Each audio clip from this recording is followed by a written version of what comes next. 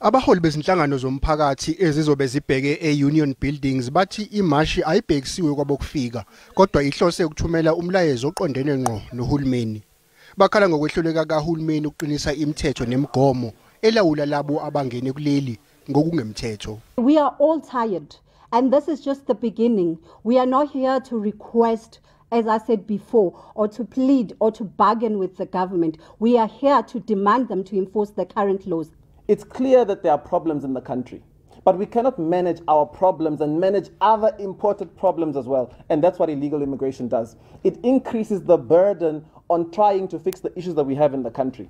Bayazichitha izinsolo zokuthi imashi ehleliwe iqhutshwa phambili inzondo nokucwasa ngokobuzwe. Our infrastructure will be vandalized because of the power that is going on and off. The government must just be proactive.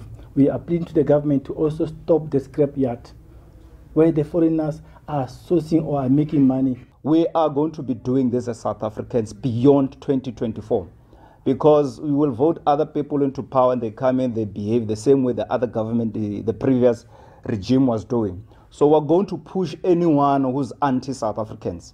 We can't have a lawlessness country. Imashi yangoLwesine kulindeleke ukuthi isukele edepo endala yamabhasi eMarabastad ePitoli.